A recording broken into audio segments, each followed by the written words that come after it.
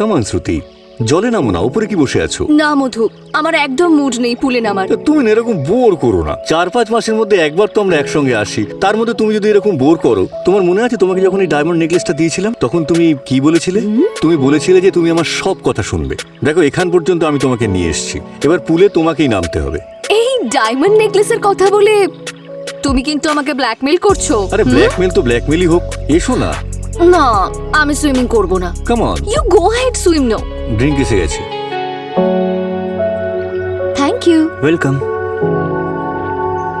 Sir.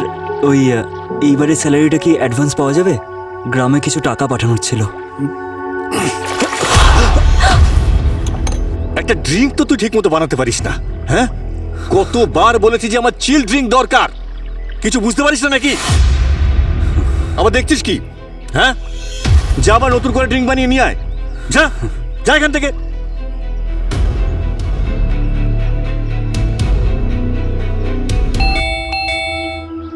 এক সপ্তাহের জন্য আমি এই ফার্ম হাউসে আসি, তার মধ্যেও এই বাইরের লোকগুলো ভিক্ষা করতে চলে আসে। দাঁড়াও আমি না দেখছি। না, দাঁড়াও দাঁড়াও, আমি দেখছি। You enjoy.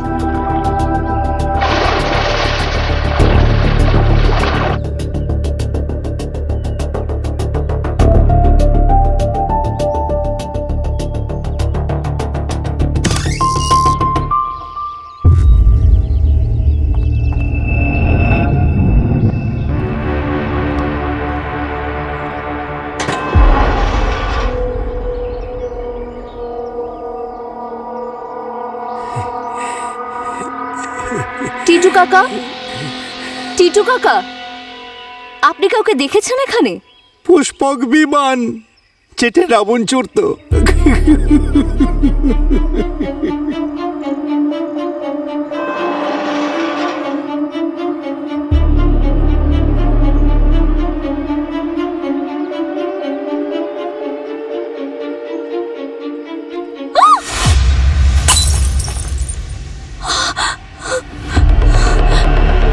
মধু, মধু,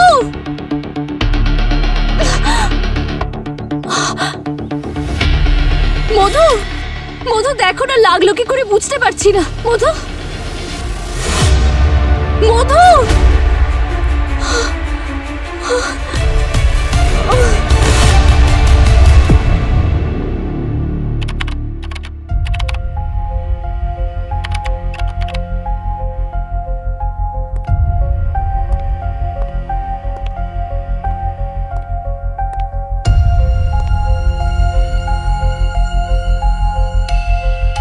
কি হয়েছে, কিছু চাই দয়া?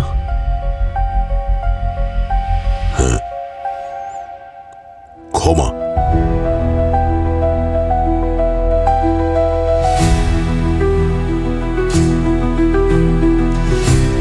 আমি জানি অভিজিৎ, তুমি আমার উপর রেগে আছো, আর রেগে থাকাই উচিত।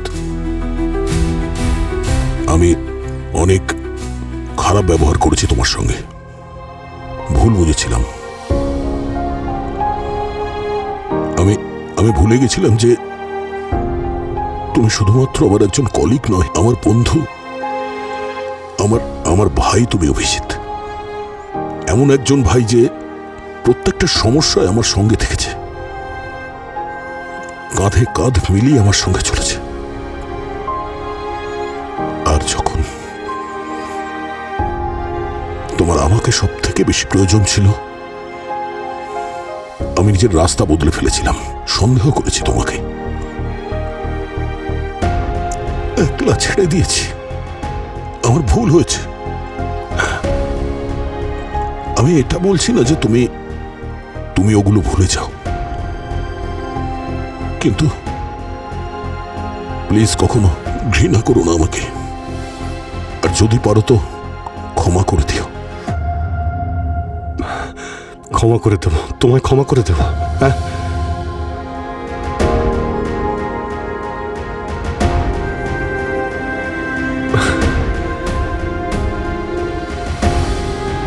ভাইও বলছো, আবার ক্ষমা করে দিতেও বলছো তুমি। হ্যাঁ, এরকম বলো না তুমি। হ্যাঁ, আমি ভাইয়ের উপর রেগে থাকতে পারি, কিন্তু ঘৃণা আমাদের মধ্যে ঘৃণার কোনো জায়গা নেই দয়া। এসব তুমি কি বলছো? প্রদ্যুমান স্যার চলে যাওয়ার পরে জানি না কি হয়ে গেছে পিউরোর, যেন গ্রহণ লেগে গেছে। সবাই একে অপরকে সন্দেহ করছে। তোমার এতে কোনো দোষ নেই ভাই। Thank you Abhijit. জানি না কেন আজ আমার পুরনো দিনের কথা মনে পড়ছে। আমাদের মধ্যে ওই বিশ্বাস, ওই বন্ধুত্ব, বাস বাস ওটাই ফেরত চাই আমি, আর কিছু না। কিছুই হারায়নি ভাই, সব আমাদের সঙ্গেই ছিল। পরিস্থিতি যেমনই হোক দয়া, আমরা এক ছিলাম আর এক থাকবো। আমাদের মধ্যে কোনোদিনও কিছু গোপন থাকবে না।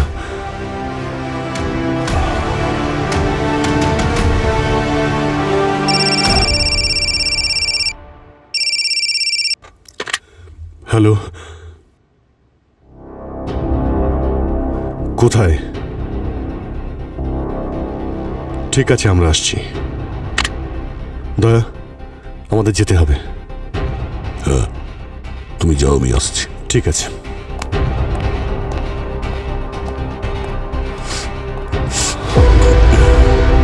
আমাদের মধ্যে কোনোদিনও কিছু গোপন থাকবে না।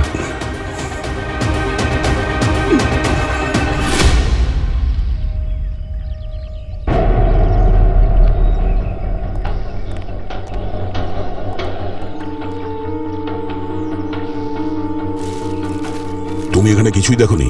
না স্যার, আমি তো কিচেনে ছিলাম, আর উনি ফার্ম হাউসের একটা কোনায় ছিলেন স্যার। আমি ম্যাডামের চিৎকার শুনেই দৌড়ে দৌড়ে চলে এসেছিলাম স্যার। এরপর আর কিছু জানি না। মিথ্যে বলছে ও। ওই আমার হাজবেন্ডকে মেরেছে। ওর কাছে রিজনও ছিল। সকালেই আমার হাজবেন্ড ওকে বকেছিল, তাই ওকে খুন করেছে। ওকে নির্দোষ ভেবে আপনি ওকে ভরসা করবেন না প্লিজ। ভরসা কাকে করব আর করব না সেটা আমাদের উপর ছেড়ে দিন।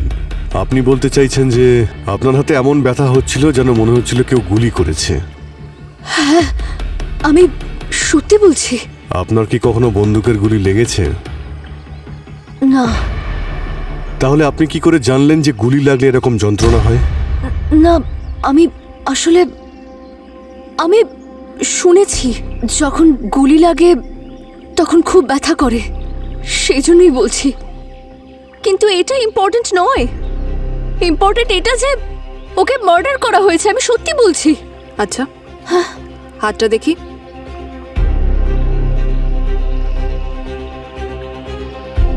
আপনি আমাকে বিশ্বাস করুন, যখনই বেল বাজলো আমি বাইরে গেলাম, আর তারপরে যখন মেন গেট দিয়ে ভেতরে ঢুকলাম আমার হাতে এত জোরে লাগলো যে আপনাদের বোঝাতে পারবো না আমি।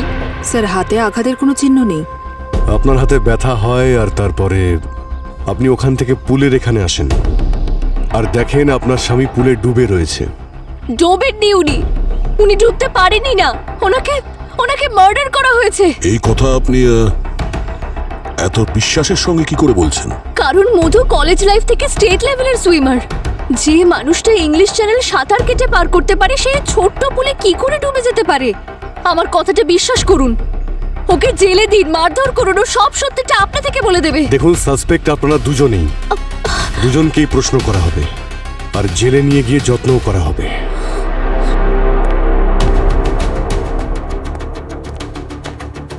আচ্ছা, মধুর ব্যাপারে কি জানতে পারলে পুরবি? স্যার, ওনারই ব্যাকগ্রাউন্ড চেক করছিলাম। খুবই সাকসেসফুল বিজনেসম্যান ছিল।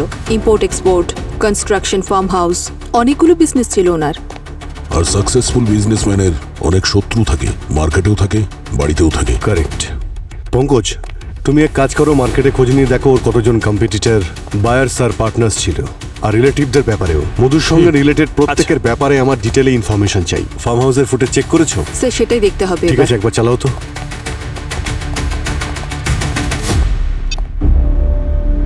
আচ্ছা, এই মেন গেটের বাইরের যে ফুটেজটা আছে সেটা একবার দেখাও তো। ডোরবেল বাজানোর মতন বাইরে তো কাউকে দেখছি না। আচ্ছা, রোডের ওই পাশে কেউ একটা বসে আছে না? হয়তো ও কিছু বলতে পারবে। আচ্ছা, দেখো তো মধু এই সময় কি করছিল। স্যার, এখনো তো নর্মালি মনে হচ্ছে। আচ্ছা, ওই যে কেয়ারটেকার, ও কোথায় একবার চেক করো তো। সুখী যেরকম বলেছিল ও তো কিচেনেই আছে। আরে এই স্মৃতি, ওকে ফলো করে দেখো তো কোথায় কোথায় গেছিল।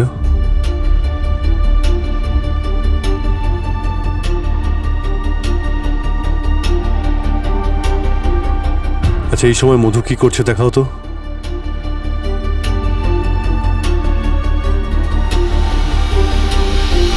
আরে এই আবার কি হলো, হঠাৎ এইভাবে মারা গেল কি করে? সাঁতার কাটতে কাটতে ডুবে গেল কি করে? হার্ট ফেল করেনি তো? ভাই যদি সেটাই হতো তো ব্যথার জন্য একটু হলেও তো ছটফট করতো, কিন্তু দেখে তো মনে হলো যে 1 সেকেন্ডে ওর প্রাণটা চলে গেল। আচ্ছা, ওই সুইমিং পুলের পাশে গ্লাস রাখা ছিল, হতে পারে অতিরিক্ত ড্রিঙ্ক করেছিল? স্যার হতে পারে ড্রাগ ওভারডোজ হয়ে গিয়েছিল, অজ্ঞান হয়ে গিয়ে জলে ডুবে মারা যায়। দেখো অনেক কিছুই তো হতে পারে, কিন্তু মধুর মৃত্যুর আসল কারণ তো এবার ডক্টর সালুকেই বলতে পারবেন।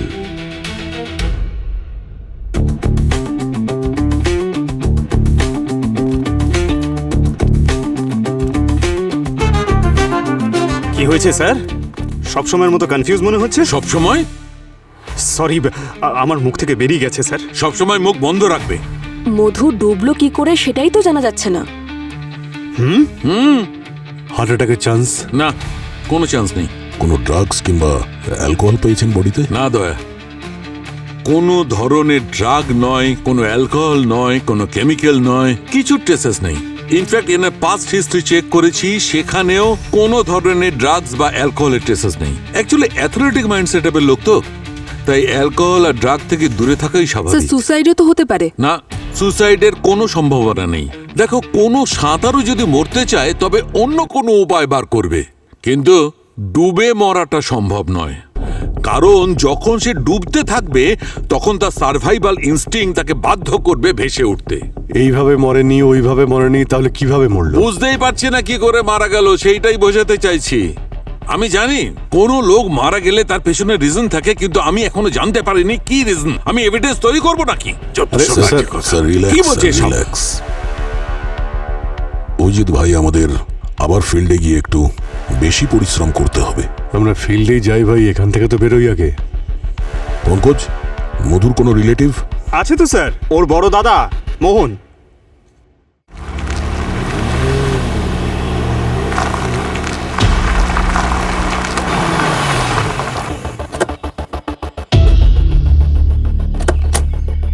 স্যার এটা মোহনের নার্সারি। 10 বছর আগে মোহন আর মধুর বাবা মারা গিয়েছিলেন, আর তারপরে ওদের দুজনের মধ্যে প্রপার্টি নিয়ে ঝামেলা হচ্ছিল, আর ঠিক সেই সময়ে মোহন এই নার্সারিটা নিয়েছিল। তাহলে তো ক্লিয়ার স্যার, বেশিরভাগ সময় ভাইরাই প্রপার্টির জন্য এসব কাজ করে। কিন্তু 10 বছর পরে? আচ্ছা ভাই, এই মোহনকে কোথায় পাওয়া যাবে? ওই যে বসে আছেন, ওই যে কুর্তা পরে। Thank you. মোহনবাবু, সরি, এটা বিক্রির জন্য নয়। কেন?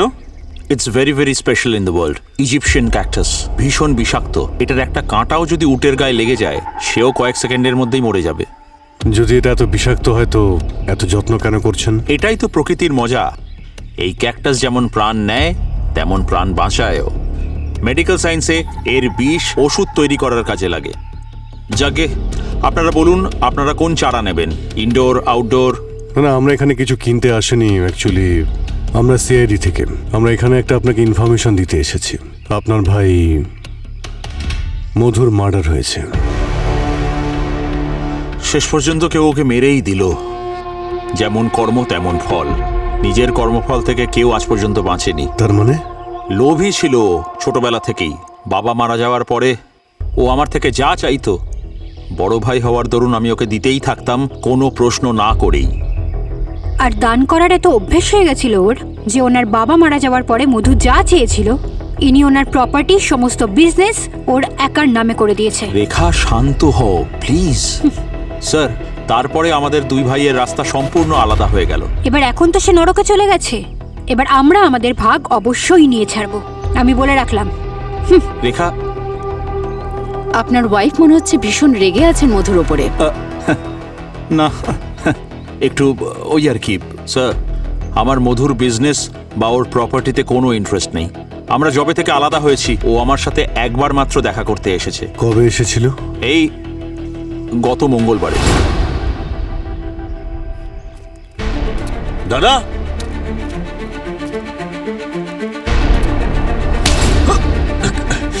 এ কি ধরনের অসভ্যতা? এখানে কেন এসেছো? এখন তোমাকে দেওয়ার মতো আমার কাছে কিচ্ছু নেই। তুমি আর দিতেই বা কি পারো? এসব ফুল পাতা? এরকম হাজারটা নার্সারি কিনে আমি তাতে আগুন জ্বালিয়ে দিতে পারি। তাহলে তোমার কি চাই? এসব সাদা পোশাক পরে নিজেকে সবসময় ভদ্র দেখানোর নাটক করো, তাই না? মধু, এখান থেকে চলে যাও নয়তো। হ্যাঁ, এইভাবে যদি হুমকি দেওয়ার থাকতো তাহলে আমাকে দিতে। সকাল 8টায় আমার বাড়িতে ফোন করে হুমকি দেওয়ার কি দরকার ছিল? কোন ফোন? আমি কোনো ফোন করিনি। আমি তো আমার বাবাকেও কোনোদিন ভয় করিনি, কিন্তু এই ফোন কলে শ্রুতি খুব ভয় পেয়েছে। এরপর যদি কখনো এরকম কোনো হুমকি দাও না, তাহলে এই গাছগাছালির নিচেই তোমার কবর দেব। ঠিক আছে মোহনবাবু, এখন আমরা যাচ্ছি। প্রয়োজন পড়লে আবার আসবো আপনার কাছে। Thank you. ওয়েলকাম। যদি ইনি মধুকে হুমকি না দেয় তো কে দিল? আর তাছাড়া এই হুমকির কথা মধুশ্রী শ্রুতি আমাদের কাছে কেন লুকুলো? মধু এত বড় বিজনেসম্যান যে ওর কাছে থ্রেট কলস আসাটা খুবই স্বাভাবিক। ও কোনোদিনই এর জন্য টেনশন করতো না, আর আমাকে সব সময় বোঝাতো যে এইসব কলগুলোকে আমি সিরিয়াসলি না নিয়ে টেনশন না করি। কিন্তু যখন ওই লাস্ট কলটা এলো, ওই কলটা একেবারে অন্যরকম ছিল। ওটা কিন্তু থ্রেট কল ছিল না। এরকম কেন মনে হয়েছিল আপনার? কারণ ওনার কাছে এরকম কল প্রায়ই আসতো ওনার কম্পিটিটরসদের থেকে, কখনো কোনো ডিল ক্যান্সেল করার জন্য, কখনো কোনো কন্ট্রাক্ট ভাঙার জন্য। কিন্তু লাস্ট যে কলটা এসেছিল না, সে না ধর্মকর্মের কথা বলছিল। এমন কিছু বলছিল যে তুমি যদি নিজে থেকে সমস্ত সত্যি কথা পুলিশকে গিয়ে এক্ষুনি না বলে দাও, তাহলে তোমাকে নিজের কর্মের ফল ভোগ করতে হবে। হয়তো সেটাই হয়েছে, মধু নিজের কর্মের ফল পেয়েছে। স্যার, এই মোহনও তো ধর্মকর্মের কথা বলছিল। আপনি মধুর কোন কর্মের কথা বলছেন? আমার হাজবেন্ডের টাকা ইনকাম করার অনেক শখ ছিল। উনি শুধু একটা জিনিসই দেখতেন যে কোনোভাবে যেন ওনার ব্যবসায় প্রফিট হয়ে যায়। সেই জন্যই উনি ওনার ইম্পোর্ট এক্সপোর্টের বিজনেসে ডায়মন্ডস আর ওয়েপেন্সের চোরাকারবারও শুরু করেছিল। আমি ওনাকে অনেক বোঝানোর চেষ্টা করেছিলাম, কিন্তু উনি আমাকে সবসময় এটাই বোঝাতেন যে ব্যবসার একমাত্র এটাই এথিক্স, যে ব্যবসার কোনো এথিক্স হয় না। আমি সব সময় ওনাকে বোঝাতাম, কিন্তু কখনো আমার কথা শোনেননি। আমি ওনাকে খুব ভালোবাসতাম। এখন তো শুধু আমার সবসময় এটাই আফসোস থাকবে যে ওই অপয়া ডোরবেলটার জন্য আমি শেষ মুহূর্তে ওনার পাশে থাকতে পারিনি। স্যার, এই ডোরবেলটা নিশ্চয়ই শ্রুতিকে মধু থেকে দূরে সরানোর জন্য বাজানো হয়েছিল। কিন্তু উনি বলছেন উনি যখন দরজার কাছে যান তখন উনি ওখানে কাউকেই দেখেননি। কলিং বেল তো এমনি এমনি বাজবে না, কেউ না কেউ তো ছিল ওখানে। স্যার, একজন সিসিটিভিতে বয়স্ক লোককে দেখা গিয়েছিল না? কে? ওই টিটু কাকা? না না, ও 1 নম্বরের মাতাল। ও কিছু করতে পারে না। কিছু করতে পারে না, কিন্তু দেখতে তো পারে। লালু আঙ্কেল, লালু আঙ্কেল, আমি তোমার জন্য চা নিয়ে এসেছি। আরে তুমি এখন ঘুমাচ্ছ? ওঠো আঙ্কেল, দেখো আমি তোমার জন্য চা নিয়ে এসেছি। ওঠো না আঙ্কেল। বাবা!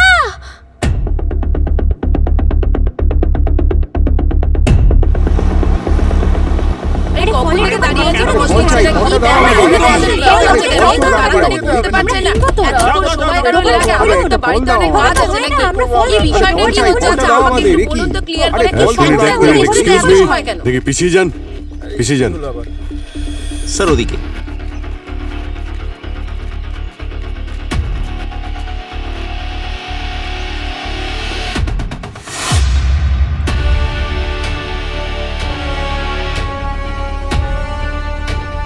এর ইউরিন তো বেরোয়নি, কিন্তু অ্যামোনিয়ার এত জঘন্য গন্ধ বেরোচ্ছে।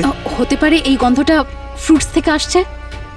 না না, ফ্রুটসের হবে বলে তো মনে হচ্ছে না। স্যার, এই যে অ্যামোনিয়া স্মেলটা পাওয়া যাচ্ছে সেটা মুখ আর স্কিন দিয়েই বেরিয়েছে, আর মুখটাও তো হলুদ হয়ে গেছে। এই পাও দেখছি ফুলেছে, তবে কিডনি যখন প্রায় কাজ করা বন্ধ করে দেয় তখনই এসব হয়। পা ফুলে আর বডিটা এরকম হয়ে যায়, পুরো ফুলে গেছে। শরীরটা হলুদ হয়ে গেছে কারণ রক্তের পরিমাণ কম আছে। আচ্ছা, এখানে কেউ ওর সঙ্গে আছে? হ্যাঁ স্যার, বাইরে দাঁড়িয়ে আছে। ওর নাম রঘু। রঘু? হ্যাঁ স্যার। পঙ্কজ, বডিটাকে ফরেন্সিক ল্যাবে পাঠানোর ব্যবস্থা করো। এখানে রঘুকে, আমি স্যার। তুমি কাজ করতে লালুর সঙ্গে? হ্যাঁ। আচ্ছা, এই লালুর কি কোনো কিডনির রোগ ছিল নাকি? না স্যার, আমি তো আজ অব্দি ওনার রোগ সম্বন্ধে কিছুই জানি না। কালকে সন্ধে পর্যন্ত উনি একদম ফিট ছিলেন। কাল সন্ধে পর্যন্ত? হ্যাঁ। বডি তুমি দেখেছিলে প্রথমে? না স্যার, ওই প্রকাশ বাবুর মেয়ে গুড়িয়া আজকে সকালে চা বিস্কুট দিতে এসেছিল, ওই প্রথমে দেখেছিল। আর আপনাকে ফোনও প্রকাশ বাবুই করেছেন। কোথায় দুজন? স্যার ওরা এই দোকানেরই ওপরে থাকেন, আর এই দোকানটা ওনাদেরই। আচ্ছা। মানে প্রকাশ বাবুর।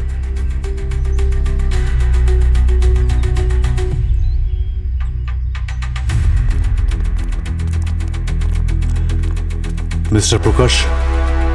হ্যাঁ আমরা সিআইডি থেকে। হ্যাঁ স্যার, আসলে আমি আপনাদের কল করেছিলাম। অ্যাকচুয়ালি স্যার, আমি আপনাদের জন্য নিচে বেশিক্ষণ অপেক্ষা করতে পারিনি, কারণ আমার মেয়ে ঘরে একাই থাকে, আর ওর জন্য আমায় খাবার টাবার বানাতে হয়। কি নাম তোমার সোনা? গুড়িয়া। আরে বাহ, খুব মিষ্টি নাম তো। প্রকাশবাবু, এই লালুর বডিটাকে আপনার মেয়ে প্রথম দেখেছিল? হ্যাঁ স্যার।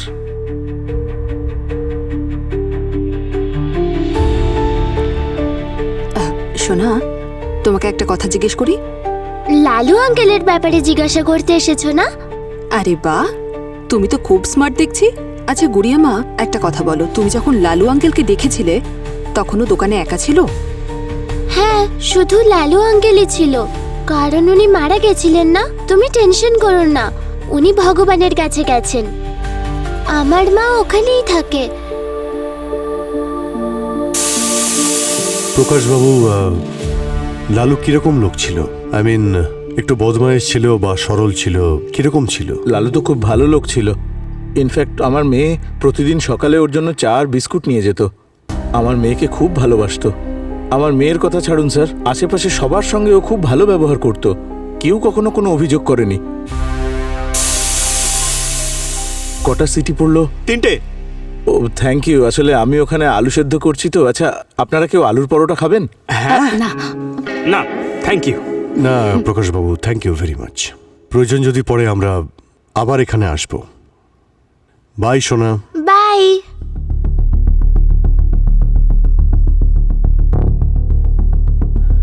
কি ডক্টর সালুকে, লালুর বডি থেকে কি জানতে পারলেন? আরে ভাই, এর কিডনি সাডেনলি ফেল করে গেছে।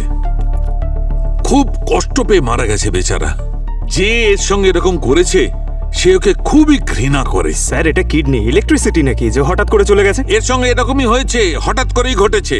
হ্যাঁ, এমনিতে ওর অটোপসি রিপোর্টে এমন কোনো সিমটম পাওয়া যায়নি যার থেকে জানা যাবে যে এর কোনো কিডনির প্রবলেম ছিল। কিন্তু কোনো বিষ, কোনো কেমিক্যাল, কোনো ড্রাগস এরকম হয় যার জন্য এরকম অবস্থা হতে পারে। তো এর মৃত্যুর কারণটা কি? এবারে এই লালুর মৃত্যুর কারণ আমিও জানি না। আপনি প্রথমবারই সলিউশন দেন না কেন? কেন? প্রত্যেকবারই আপনি সামনে একটা রহস্য রেখে দেন। আরে কোথায় রহস্য রাখলাম? এত কিছু বলে দিলাম তো এর সম্পর্কে। হ্যাঁ, আচ্ছা, তোমরা তো এটা জানতেই না যে এটা ন্যাচারাল ডেথ না কেউ ওকে মেরেছে। আমার কাছেই তো জানতে পারলে। তাহলে হ্যাঁ, সব কথা আমি বলবো নাকি? ঠিক আছে, নাও তোমরা বুঝে নাও। ডক্টর কোথায় যাচ্ছেন? আমরা জানি, আমরা মানি আপনি জিনিয়াস। Then- না না, ইনি জিনিয়াস নন, মানে ইনি সুপার জিনিয়াস। তাহলে পঙ্কজ, দেখলে, দেখলে, হ্যাঁ? Super sir.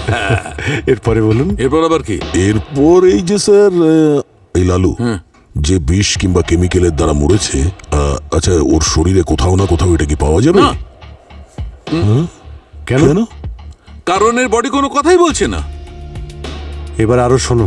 হ্যাঁ, কিন্তু তবুও গার্গিয়ার আমি এখনো চেষ্টা করছি, কিছু না কিছু একটা বার করবই। কিন্তু তুমি একটা কাজ করো না ভাই, ততক্ষণ এইটা তো খোঁজ করো যে এই লালুকে কে মেরেছে, এর শত্রু কে। আরে ভাই, সবকিছু ফরেন্সিকের উপরই ডিপেন্ড করবে নাকি? হ্যাঁ,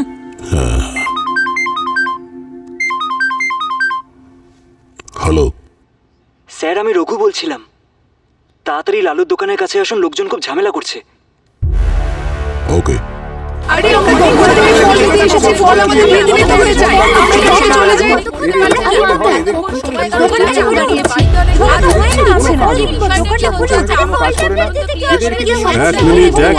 এক মিনিট কি হচ্ছে কি এখানে? এত চিৎকার কেন করছেন আপনারা? স্যার আমাদের ফ্রুটস দরকার, আর এই রঘু সেটা বিক্রি করতে চাইছে না। দেখুন, আমাদের ইনভেস্টিগেশন চলছে, যতদিন এটা চলবে দোকান বন্ধ থাকবে। অন্য কোথাও থেকে আপনারা ফ্রুটস নিয়ে নিন। স্যার এই এরিয়াতে একমাত্র লালুরই দোকান আছে। লালু গ্যারান্টি সহ মিষ্টি ফলই বিক্রি করে, আর ওর ফল বরাবরই খুব ভালোই হয়, তাই আমরা ওর থেকেই ফল কিনে থাকি। আরও খুব ভালো ফল বিক্রি করতো স্যার। আজ পর্যন্ত কোনো আম বা আঙুর আমার টক বেরোয়নি। আপনি প্লিজ খানিকক্ষণের জন্য দোকানটা খুলতে বলুন, আমরা কোনো ঝামেলা করব না। দেখুন, আপনারা বোঝার চেষ্টা করুন, এটা মার্ডারের ক্রাইম সিন। দোকান খুলতে দেওয়া সম্ভব নয়। প্লিজ আপনারা অন্য কোথাও থেকে ফ্রুটস নিয়ে নিন। যান প্লিজ, আপনারা যান যান। যান। কি হলো? Excuse me. আশাটাই ওদিকে ভেঙে চলো, গেল। সরি এখন। চলো। এসব কি হচ্ছে কি? হ্যাঁ, এই লালু গ্যারেন্টি দিয়ে মিষ্টি ফল কি করে বিক্রি করতো? জানি না স্যার, আমি তো লালু দাদার হেল্পার। এবার লালু দাদা মাল কোথা থেকে নিয়ে আসে এইসব আমি জানি না। যতক্ষণ না আমরা পারমিশন দিচ্ছি ততক্ষণ দোকান খুলবে না। স্যার এই এরিয়াতে অনেকগুলো ফ্রুটসের দোকান আছে, তাহলে লালুর এত সুনাম কেন? এই লালু নিশ্চয়ই কোনো গন্ডগোল করতো। এই এরিয়াতে পুরনো ভেন্ডাররা আছে না, যারা ফ্রুটস বিক্রি করে, ওদের কাছে চলো, ওরাই বলতে পারবে ওই লালুর আসল গল্পটা কি। সুখী বলেছিল যে হুমকি দেওয়া ফোনটা সকাল 8টার কাছাকাছি এসেছিল। হ্যাঁ স্যার, সকাল থেকে 4টে কল এসেছিল।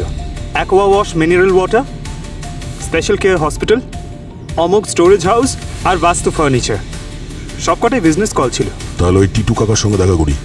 হ্যাঁ, কতদিন পরে। আরে শোনো ভাই, দাঁড়া, এক মিনিট দাঁড়া, একটু পরে কল করছি। হ্যাঁ হ্যাঁ স্যার। ওই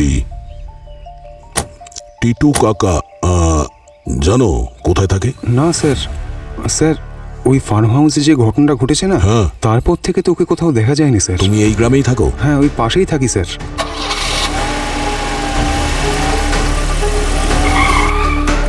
আচ্ছা ভাই, ওই কিটু কাকা আশেপাশে কোথাও দেখেছো নাকি? উনি সিটি হসপিটালে আছেন। City hospital? সিস্টার, একটা কোয়ার্টারের ব্যবস্থা করে দিন না সিস্টার, খুব কষ্ট হচ্ছে সিস্টার, খুব কষ্ট হচ্ছে। ওষুধ দিয়েছি তো আপনাকে, ব্যথা চলে যাবে। না না সিস্টার, এই যন্ত্রণা তো আমার ওষুধ ছাড়া বা সারবে না সিস্টার।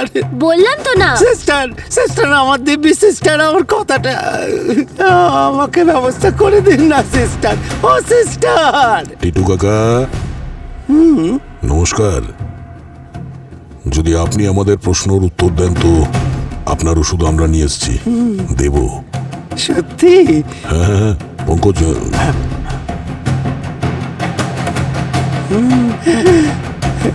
হ্যাঁ, 1 মিনিট প্রশ্ন করব। করুন করুন। ওই দিন আপনি ফার্ম হাউসের বাইরে বসে আকাশের দিকে দেখছিলেন আর হাসছিলেন, কি দেখছিলেন ওই ওপরে? পুষ্পক বিমান, যেটা রাবণের ছিল। আচ্ছা, হ্যাঁ। পুষ্পক কেমন দেখতে? পুষ্পক বিমান? আস্তে আস্তে, খুব মায়াবী শক্তিধর, কারোর কানে যেন কথাগুলো মোটেই না যায়। ওটার 4টে পাখা ছিল, ভু ভু ভু, এদিক থেকে ওদিকে, ওদিক থেকে এদিকে ঘুরছিল। তারপর ওপর থেকে নিচে বুম, বেল বাজালো, চলে গেল। আমার মনে হচ্ছে স্যার, রাবণ পুষ্পক রথ নিয়ে আবার কাউকে কিডন্যাপ করতে আসবে। আচ্ছা, কোন দিকে গেছে ও? ওই যে জঙ্গলের দিকে করে চলে গেল। মনে হচ্ছে ড্রোন ছিল, বেশি রেঞ্জ ছিল না, তাই মনে হচ্ছে চুপচাপ জঙ্গলে বসে অপারেট করছিল। ঠিক আছে, আসছি আমরা। স্যার, আমারটা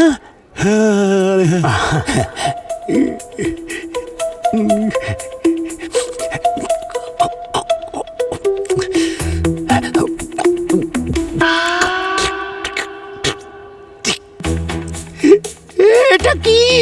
ওআরএস, গরম পড়েছে তো সেই জন্য দিলাম। আসছি আমরা।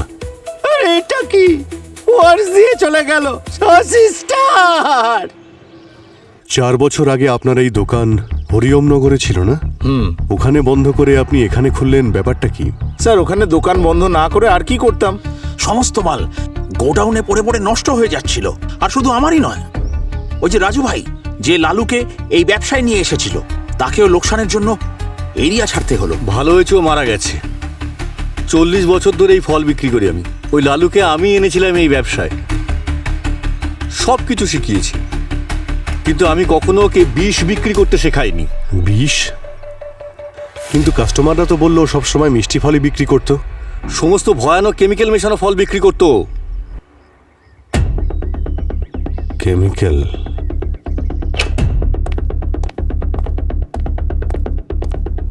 হ্যাঁ পুরবি, কিছু পেলে? হ্যাঁ স্যার, 3টে কেমিক্যালের লিস্ট পেয়েছি। সুক্রোমিট, মেটাক্লাইট আর কার্বাইড অক্সাইড। এই কেমিক্যালগুলো ফ্রুটসকে মিষ্টি বানানোর জন্য দেওয়া হয়। লালুও এর মধ্যে কোনো কেমিক্যাল ইউজ করতো। এই কেমিক্যালস তো আমাদের জন্য খুবই হার্মফুল, না? হ্যাঁ স্যার, অল্প মাত্রায় বিশেষ ক্ষতি হয় না, কিন্তু যদি রোজ হাই ডোজেসে নেওয়া হয় তাহলে অন্যান্য অসুখের সাথে কিডনিও ফেল করিয়ে দেয়। ও, তাহলে কি কেমিক্যালস ইউজ করে ফ্রুটস বিক্রি করার জন্যে কেউ লালুকে খুন করে দিল? হ্যাঁ, পসিবল স্যার, কারণ গভর্নমেন্টের তরফ থেকে এই কেমিক্যালস তো অনেক বছর ধরেই ব্যান্ড। লালু যদি আনিয়ে থাকে তাহলে ইল্লিগাল সোর্স থেকেই আনাতো। কারেক্ট। অবনি, লালুর ফোনটা নিয়ে এসো তো। স্যার, ওতে চেক করে দেখো তো, কোনো কেমিক্যাল সাপ্লায়ারের নাম্বার অবশ্যই থাকবে। Sir Madhurai enterprise. এটা তো মধুর কোম্পানি।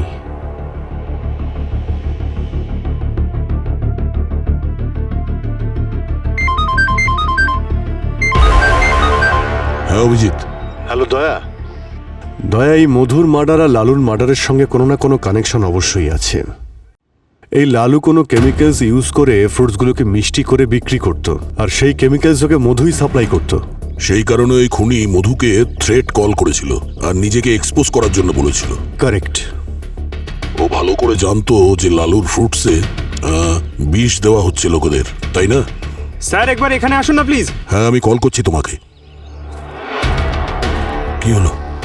স্যার এটা টায়ারের দাগ মনে হচ্ছে না? হ্যাঁ, টায়ারের দাগই তো মনে হচ্ছে। হ্যাঁ, এই দেখো। তার মানে ও নিজের গাড়িটাকে এখানে পার্ক করে নিজের পুষ্পক বিমান উড়াচ্ছিল। একটু দেখো আশেপাশে কিছু পাওয়া যায় কিনা।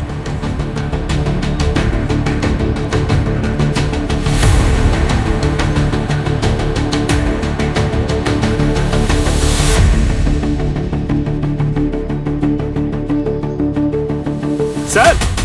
হ্যাঁ,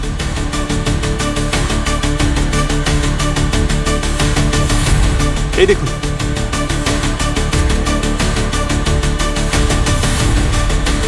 এর মধ্যে তো পিঁপড়ে আছে, মরে যাওয়া।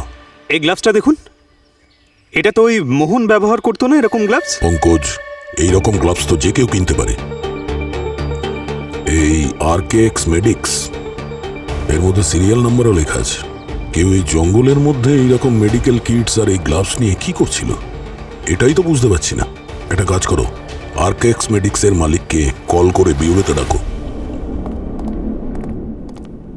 স্যার, ইনি আরকেএক্স মেডিকেল রিক্রুটমেন্টের ম্যানেজার। আসুন, বসুন। Hello sir. একটু মন দিয়ে দেখুন, এটা আপনার কোম্পানি বিক্রি করে না? ইয়েস স্যার, এখানকার প্রায় সব হসপিটালেই আমাদের কোম্পানি এটা বিক্রি করে। এর সিরিয়াল নাম্বার দেখে আপনি বলতে পারবেন যে এর কন্টেনার আপনি কোথায় সাপ্লাই করেছিলেন? এটা yes sir, sure sir, just give me second.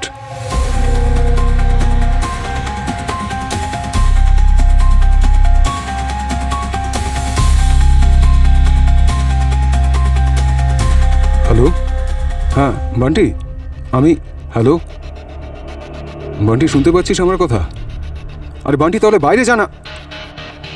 Sorry Bunty, বাইরে জানা ওখান থেকে। হ্যাঁ দেখ, আমি তোকে এক্ষুনি একটা ফটো পাঠিয়েছি। ওই কৌটোয় যে সিরিয়াল নাম্বার আছে ওটা থেকে খুঁজে বার করে দেখ যে এটা আমরা কোথায় কোথায় সাপ্লাই করেছি। বান্টি, আর্জেন্ট বলেই তোকে কল করলাম না, প্লিজ তাড়াতাড়ি।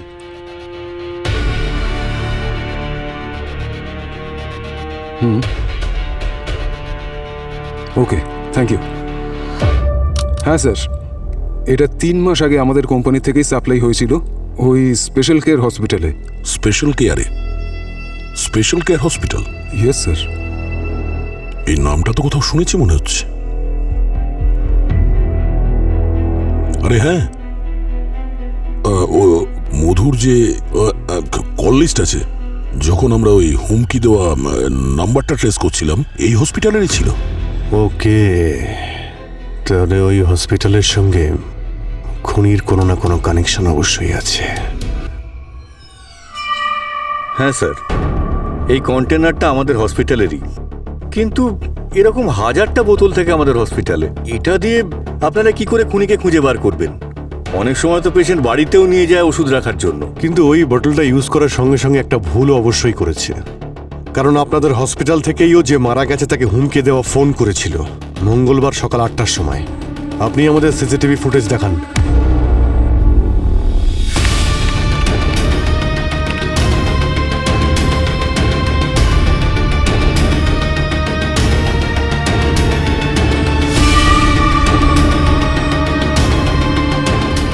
আরে স্যার, কিন্তু ও খুন করলো কিভাবে?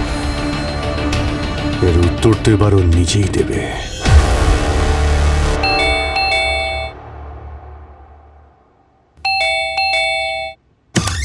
প্রকাশ,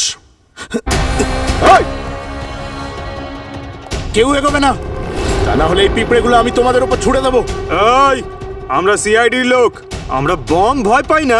এই পিঁপড়ে আমাদের কি করবে?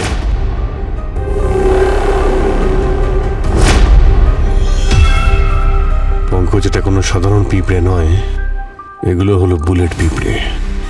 কোনো মানুষকে একবার কামড়ালে গুলি খাওয়ার মতো যন্ত্রণা হয় আর সে প্যারালাইজড হয়ে যায়। ও মধুকে এইভাবে মেরেছিল।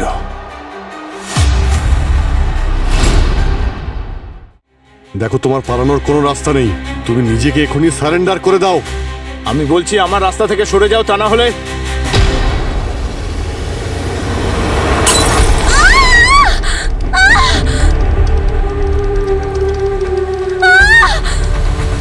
গুড়িয়া।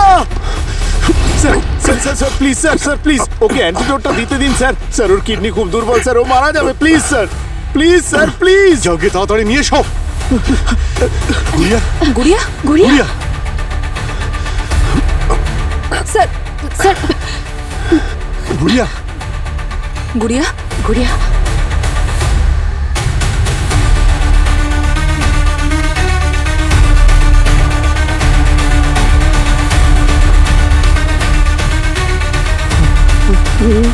গুড়িয়া, কিচ্ছু হবে না তোর বাবা, কিচ্ছু হবে না, কিচ্ছু হবে না। ওকে এখনই হসপিটালে নিয়ে যেতে হবে। তাড়াতাড়ি অ্যাম্বুলেন্সে ফোন করো। মিস্টার প্রকাশ, আপনাকে এখনই আমাদের সঙ্গে ব্যুরো যেতে হবে। স্যার, আমি তো আমার পরিবারের সঙ্গে খুব আনন্দেই দিন কাটাচ্ছিলাম। প্রায় 4 বছর আগে ওই লালুকে আমি আমার বাড়ির নিচের দোকানটা ভাড়ায় দিয়েছিলাম। দেখে তো ওকে খুবই সহজ সাধারণ আর কথা বলে খুব ভালো মানুষ বলেই মনে হয়েছিল, কিন্তু ওর এই ভালো মানুষের পিছনে একটা শয়তান ছিল, সেটা আমরা বুঝতে পারিনি স্যার। ও ওখানে একটা ফলের দোকান খুলেছিল, আর ঠিক তার 1 বছর বাদে আমার ওয়াইফের ক্যান্সার ডিটেক্ট হয় স্যার। আমি অনেক চেষ্টা করেছিলাম ওকে বাঁচানোর জন্য, কিন্তু পারিনি। 1 বছরের মধ্যে ও আমাদের ছেড়ে চলে গেল। আমি আর আমার মেয়ে ভাবলাম যে আমাদের কপাল খুবই খারাপ। সেটা ভেবে আমরা ভুলে যাওয়ার অনেক চেষ্টা করেছি, কিন্তু এই প্রায় 2 মাস আগে আমার মেয়ের শরীরটা খারাপ হলো। রিপোর্টে এলো যে ওর কিডনি দুটো খারাপ হয়ে যাচ্ছে।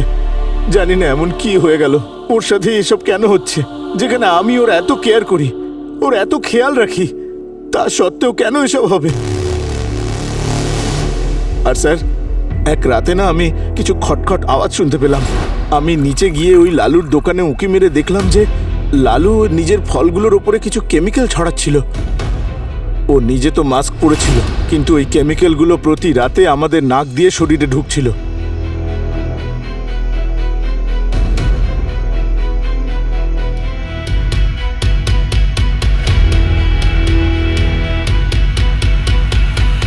সেদিনই আমি ঠিক করেছিলাম ওই লালুকে আর ওই লালুকে কেমিক্যাল বিক্রি করা মধুকে আমি অবশ্যই শাস্তি দেব। একদিন আমার মেয়ের শরীর খুব খারাপ হলো, আমি ওকে হাসপাতালে নিয়ে গেলাম।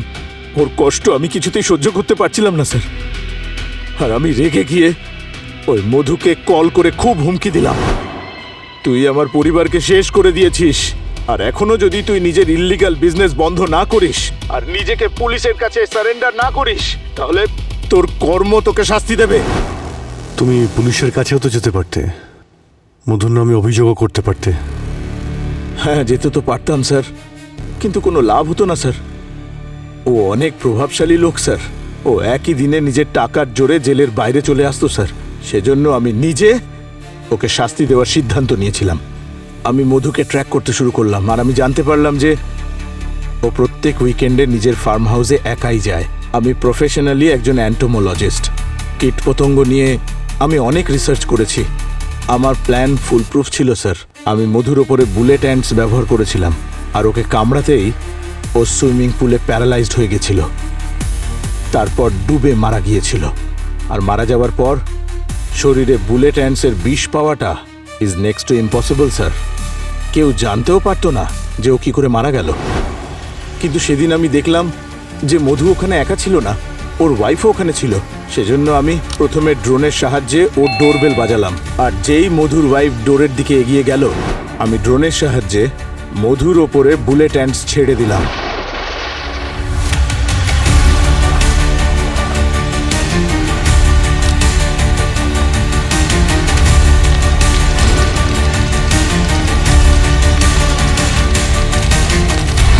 আর স্যার, আমি মধুর ওয়াইফকে কিছুই করতে চাইনি। আমার মনে হচ্ছে যে হয়তো যখন ড্রোন দিয়ে আমি ডোরবেল বাজিয়েছিলাম তখন কিছু বুলেট অ্যান্টস ওখানেই পড়ে গিয়েছিল, আর সেই অ্যান্টগুলোই হয়তো ওকে কামড়ে দিয়েছিল। লালুকে কি করে মারলে? লালু ওই শয়তান, ওকে আমার মেয়ের অসুখ আর তার কারণ বলেছিলাম, কিন্তু তবুও কোনোদিন এসে আমাদের কাছে ক্ষমা চায়নি, আর নিজের ওই কেমিক্যালের বিজনেসটাও বন্ধ করেনি। ওই লালু আমার গুড়িয়া সোনাকে যত কষ্ট দিয়েছে না, আমি ভাবলাম আমি ওকে অতটাই কষ্ট দেব, আর তাই আমি ওর শরীরে সি স্নেলের বিষ ব্যবহার করেছিলাম, যাতে মানুষের কিডনি ফেল হয়ে যায়, আর সেই মানুষটা কষ্ট পেয়ে পেয়ে মারা যায়। লালু ভাই, এই নাও, মুখ মিষ্টি করো।